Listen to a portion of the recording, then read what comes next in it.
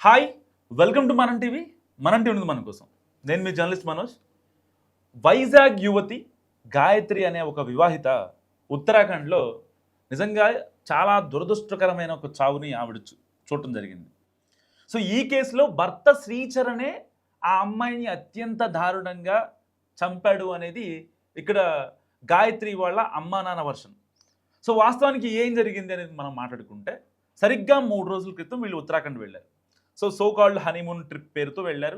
And అక్కడికి వెళ్ళిన తర్వాత ఆ ఫామ్ హౌస్లో వాళ్ళు వెళ్ళటము అండ్ చెక్ ఇన్ తర్వాత మేమిద్దరం మందు తాగిన తర్వాత ఆ అమ్మాయి మూత్రపు మడుగులో అత్యంత దారుణంగా ముక్కులోంచి రక్తం వచ్చి పడిపోయింది అని 3 రోజుల నుంచి భర్త శ్రీచరణ్ ఇదే మాట చెప్తున్నాడు. సో వాస్తవానికి అసలు ఏం జరిగిందని చెప్పి డెహ్రాడూన్ పోలీసులు, అక్కడ ఉత్తరాఖండ్ పోలీసులు అండ్ పోస్ట్ మార్టం రిపోర్ట్లు, ఇక్కడ వైజాగ్కి సంబంధించినటువంటి గాయత్రి కాబట్టి వాళ్ళ అమ్మ నాన్న వైజాగ్ డీసీపీకి చెప్పడం. సో దీనికి సంబంధించి కొన్ని కాల్ డేటా తనకి వాట్సాప్ కాన్వర్జేషన్, ఇన్స్టాగ్రామ్ కాన్వర్జేషన్ చూసిన తర్వాత ఏదైతే బాధితులు వాళ్ళ చెల్లి, చనిపోయిన గాయత్రి వాళ్ళ చెల్లి అండ్ వాళ్ళ అమ్మ వీళ్ళందరూ మాట్లాడిన తర్వాత పోలీసులు ఒక రిపోర్ట్ బయటకు ఇచ్చారు.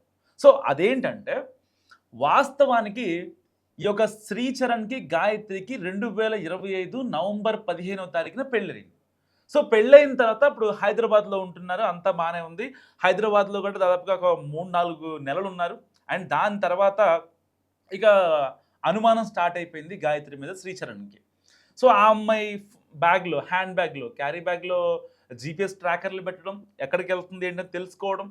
అండ్ అంతేకాకుండా ఆ అమ్మాయి ఎవరితో ఫోన్ మాట్లాడుతుందని చెప్పి అమెరికా నుంచి ఏవో డివైస్లు తెప్పించాడంట. వాళ్ళ చెల్లి చెప్తుంది, ఏదైతే చనిపోయిన అమ్మాయి వాళ్ళ చెల్లి అమెరికా నుంచి స్పెషల్గా డివైస్లు తెప్పించి వాళ్ళ ఫ్రెండ్స్తో అవి తన హ్యాండ్ బ్యాగ్కి కింద పెట్టేవాడంట, ఎలాంటి అనుమానం రాకుండా. అంటే ఈ అమ్మాయి ఎవరితో కాల్ మాట్లాడుతుందో ఆ కాల్స్ మాట్లాడేది కావచ్చు, ఈ యొక్క అనుమానం గట్టిగా ఉంది కదా, సో వాటిని వినడం కోసం ఆ ట్రాకర్ని పెట్టాడు. సో ఇలాంటి నేపథ్యంలో ఏం జరిగింది, 1-2 సార్లు ఆ అమ్మాయి అడిగిందంట, అసలు నిజంగా నా మీద నీకు ప్రేమ ఉందా, అనుమానం ఉందా, ఎందుకు ఇలా బిహేవ్ చేస్తున్నావు ప్రతిదానికి అని మాట్లాడితే, లేదు నువ్వంటే నాకు చాలా ఇష్టం, మనం హనీమూన్ ట్రిప్ వేద్దాం అని చెప్పాడు. సో హనీమూన్ ట్రిప్ కోసం ఇంతలో కరెక్ట్గా వీళ్ళు ఎప్పుడు ప్లాన్ చేసుకున్న తర్వాత 10 రోజులకి వీళ్ళకి గురుగ్రామ్ ట్రాన్స్ఫర్ అయింది. సో గురుగ్రామ్ ట్రాన్స్ఫర్ అయిన తర్వాత ఏం చేశారు, అక్కడికి వెళ్ళిన తర్వాత హనీమూన్కి వెళ్దాం అనుకున్నారు. సరిగ్గా ఏదైతే అంటే ఇతని బిహేవియర్లో కొంచెం సస్పెక్ట్గా అనిపించి ఆ అమ్మాయి ఏం చేసిందంటే ఇంటికి ఫోన్ చేసి, ఇలా నేను హనీమూన్ వెళ్తున్నానమ్మా, సో మళ్ళీ మనం మాట్లాడుకుందాము, నేను డైరెక్ట్గా వైజాగ్ వచ్చేస్తాను, వైజాగ్ వచ్చిన తర్వాత మనం మాట్లాడుకుందాం అని చెప్పింది. సో అక్కడదా బాగానే ఉంది. వాళ్ళ అమ్మ నాన్న కూడా నిజంగా హనీమూన్ వెళ్తున్నారు.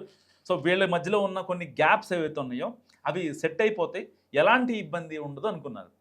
కానీ కొద్ది రోజుల తర్వాత కట్ చేస్తే హనీమూన్ వెళ్ళారు, అంతే బాగానే ఉంది. అక్కడ నుంచి వైజాగ్ రావాల్సిన అమ్మాయి పోస్ట్ మార్టం అండ్ చనిపోయి విగత జీవిగా తల్లిదండ్రులకు ఇటు వాళ్ళ చెల్లికి అనిపించింది. జస్ట్ ఇమాజిన్, ఒక్కసారి అర్థం చేసుకోండి ఆ తల్లి బాధ ఎలా ఉంటుందో. నవ్వుకుంటూ రావాల్సిన వాళ్ళ అమ్మాయి స్ట్రెచ్చర్ మీద డెడ్ బాడీ లాగా వస్తే వాళ్ళ పరిస్థితి ఎలా ఉంటుంది. సో ఇప్పుడు వాళ్ళ అమ్మ ఒకటే చెప్తుంది, వాడిని ఎన్కౌంటర్ చేయడం చెప్తుంది. కానీ శ్రీచరణ్ మాత్రం పోలీస్ విచారణలో ఏ పోలీస్ అడిగినా, లేకపోతే ఎవరన్నా అక్కడ ఉన్నటువంటి బాధిత బంధువుల తరపున ఎవరన్నా మాట్లాడినా, ఎవరు మాట్లాడినా శ్రీచరణ్ మాత్రం సేమ్ ఒకటే స్క్రిప్ట్ చెప్తున్నాడు. ఏమని, ఆ రోజున ఫామ్ స్టేకి వెళ్ళాం, 11కి చెక్ ఇన్ అయ్యాం, 3:30 వరకు ఇద్దరం మందు తాగాం, కట్ చేస్తే పొద్దున్నే ఆ అమ్మాయి నగ్నంగా, ఆ అమ్మాయి మీద బట్టలేం లేవు, అండ్ ఆ అమ్మాయి మూత్రపు మడుగులో ముక్కులోంచి బ్లడ్ వచ్చి పడిపోయి ఉంది, నాకు అర్థం కాలేదు ఏం చేయాలో.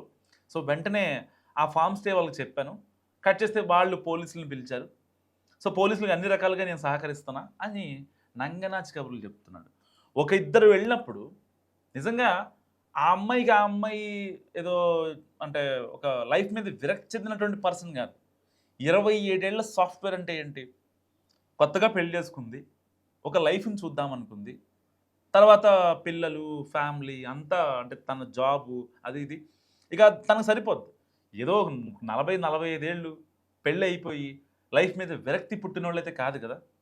సో అలాంటి అమ్మాయి సూసైడ్ చేసుకునే ప్లాన్ లేదు.